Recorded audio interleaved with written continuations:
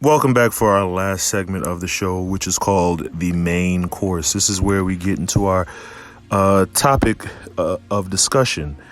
And today's topic of discussion is going to be on a recent Facebook post I just made not too long ago as I'm recording this. And the post goes as such, quote unquote, I realize I stayed single for as long as I did, not because I was broke or afraid of commitment.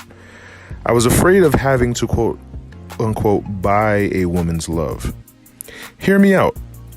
When you get in a relationship, there's courting, dates, gifts, trips, bills, etc.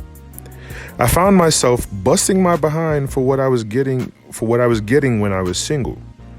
Some of the most joyful and pure moments I've had with a woman was when I was single. We laughed, fucked, played, napped, etc., and did it all over again. Why can't I get that in a committed relationship? What kills that good shit? So, a lot of people commented,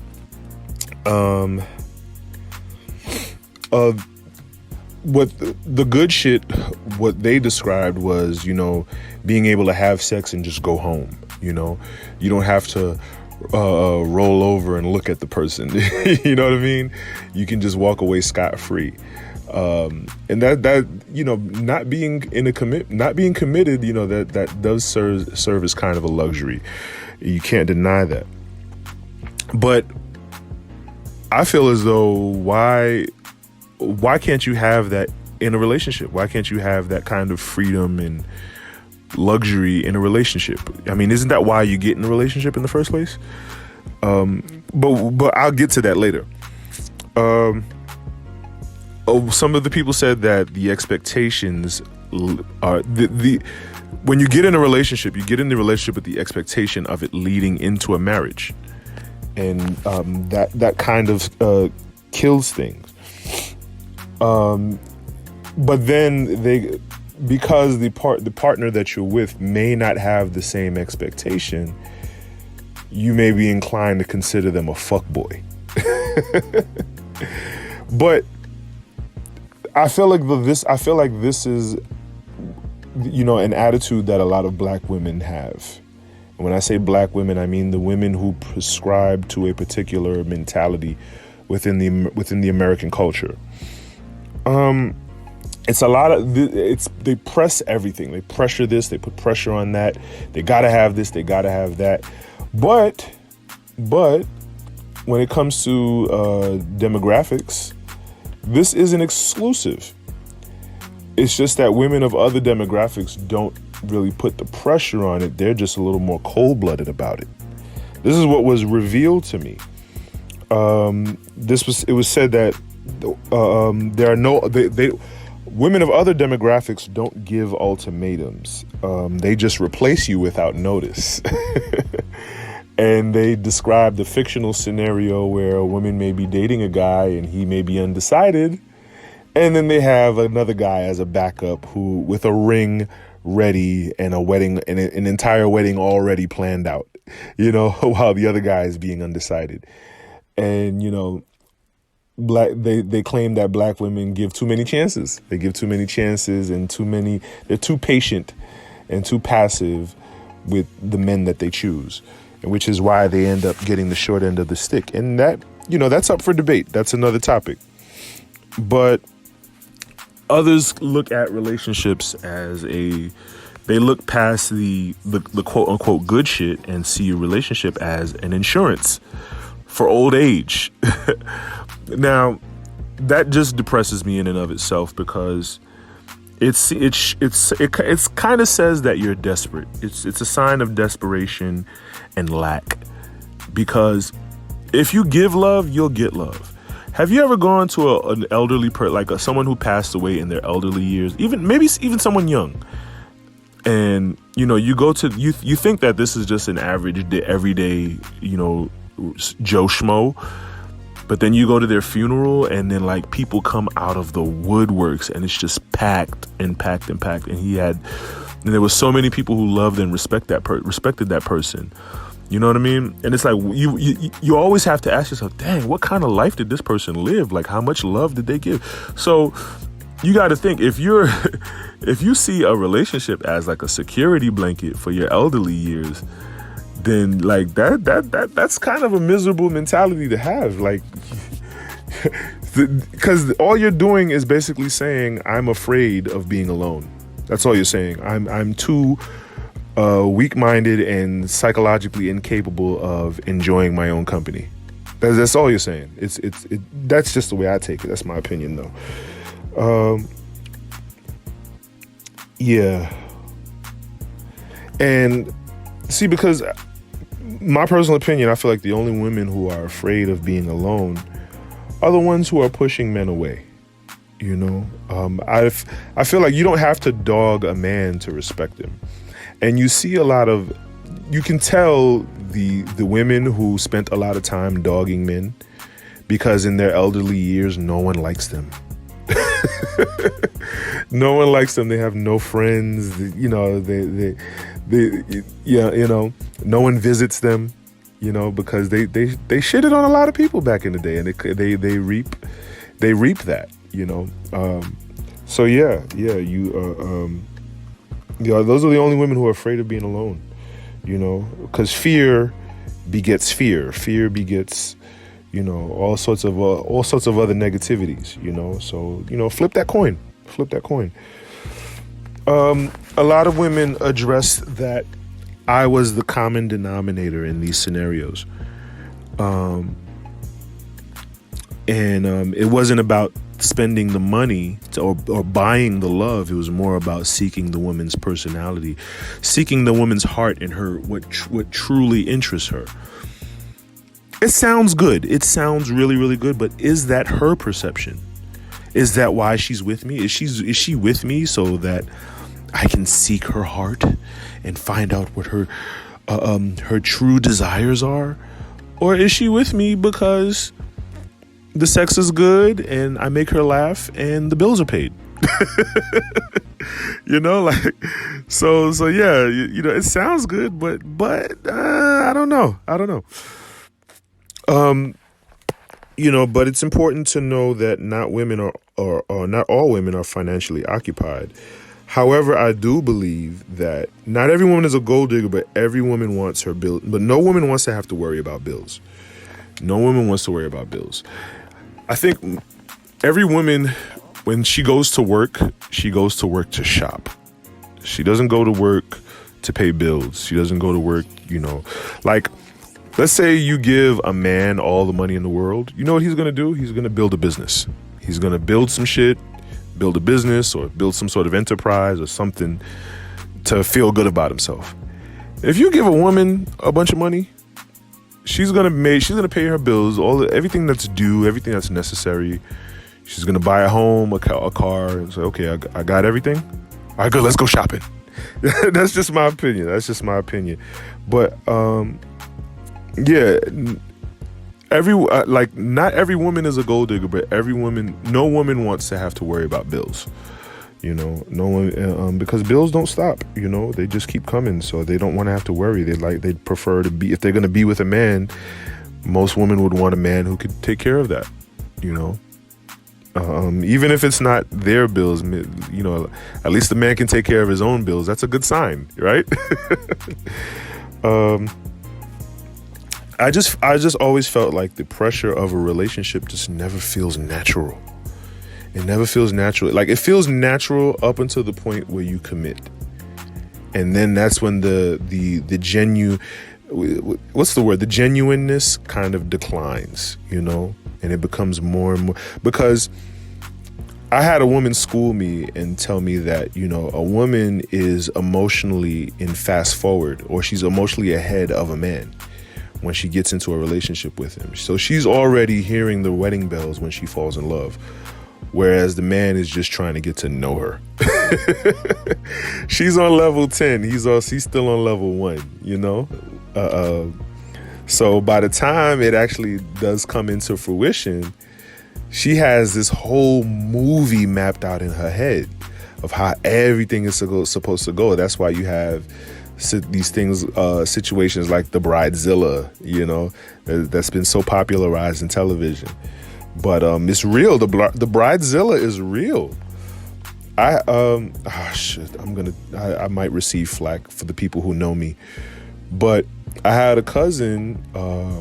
I remember upon her getting married, you couldn't tell her a thing. You couldn't tell her nothing. She was like, you would have thought like every day was her wedding day up until the wedding day.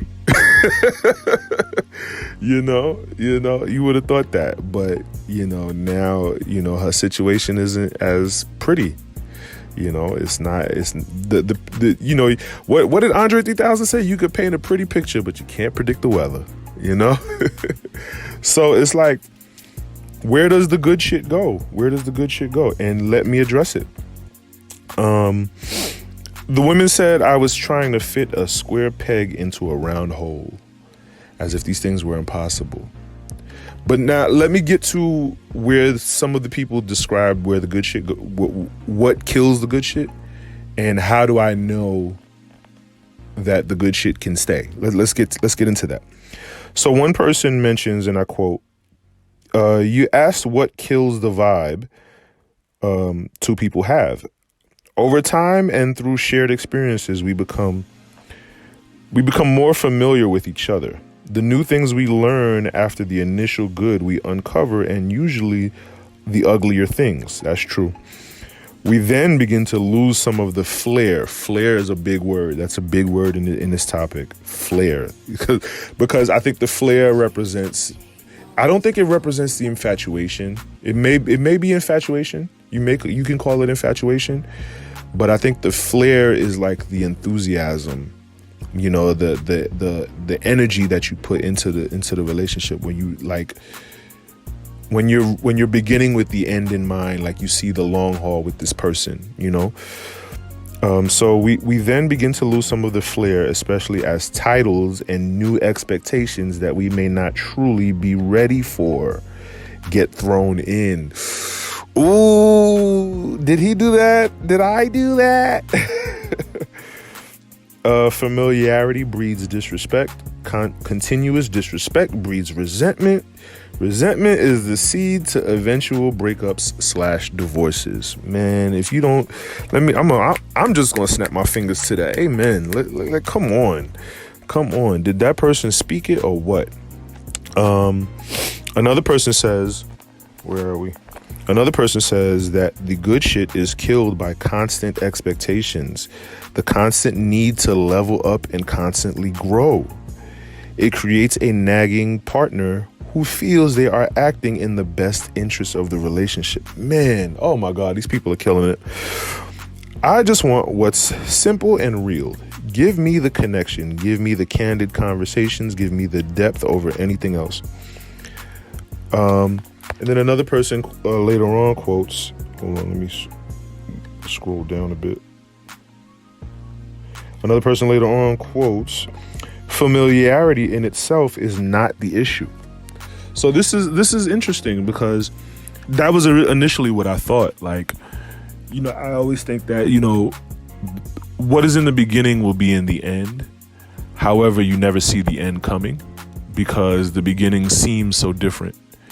You fall in love and the sex is bomb and everything is bomb and all the jokes are funny, so you don't really see it coming. You never really see it. And it's that high, that dopamine, serotonin high that you get into. But the familiarity, but ironically, this person says that the familiarity doesn't kill the good shit. It's when people are too familiar. So what is being familiar and what is being too familiar? I guess being familiar is being in the bathroom with your partner while they're using the bathroom. That's being that's a level. That's a major level in the relationship. I think anyone can agree to that. If you can use the bathroom while your partner's in the bathroom or vice versa, yeah, that's a level. Being too familiar, I guess, would be. I think being too familiar is where the disrespect comes. Where is the disrespect? Like you're that familiar with me where you feel like you can disrespect me. I think that those kind of are like, I am him and him is me, sort of. Being too familiar is where it breeds the disrespect. If you keep healthy boundaries, you usually don't have this problem. So this is kind of hearkening to where they say distance makes the heart grow fonder, right? Right. So yeah. So it's important to have healthy boundaries. Like, there's nothing wrong with a man cave. There's nothing wrong with a woman cave or a she shed, as they say. I remember I dated a girl and I visited her folks. And I remember dad was in the bedroom, watching television, and we hung out, ate whatever the case, and it was bedtime, and me and old girl we're just gonna chill for a little while before I head back home. And so dad's in the bedroom, and then mom says, "Okay, good night," and then she walks in a different direction. I'm like, what just happened? And I think old girl didn't want to really describe what their situation was, but they slept in separate rooms. But they were a happy, loving couple. You know what I mean? So that could be an extreme maybe, but healthy boundaries are good. Healthy boundaries are good to have. So you don't get too familiar. You don't get too disrespectful. You don't get too comfortable with being disrespectful. The problem is it's tough to navigate this with the quote unquote one that you love. This next person, so titles and status, or I synonymize titles with status. Women are big on titles, and that used to annoy me until I understood it. Because to women, status equals security. Women want to be financially secure. They want to be socially secure also. Being financially secure is important to a woman, but socially secure is also because it's hard for a woman to maintain her self-esteem and dignity if she doesn't feel like she has any kind of social status, any kind of, rank, or, that's why women love powerful men, why women love successful men, because she wants that. That's a different element of security that she's seeking. So, so titles, but it's ironic that titles kill that good shit, that passionate, raw romance, that you get from being single. So this was another gem that this person gave me. They say that what kills a relationship is growth. When I read that, I stopped. I just paused and I said, "Holy cow!" Continue, like expound. They say that people are not the same when you first meet, of course, obviously, meaning a person has to find the one who can grow with them. Some people cannot accept change. Some people have a hard time communicating this change. Yes. Ooh, like this quote hurt right here. This is like, ow, you know what I mean? In a relationship, you must build the foundation. This is where you can tell if it's worth moving in any direction. People are quick to have sex, but fail to realize it really makes a person vulnerable and quick to accept red flags. Ouch! Take it with minor steps. Dutch dates, walks, gym dates, be creative. Now, not a lot of women would agree with that. You know what I'm saying? Dutch dates, walks, gym dates, be creative.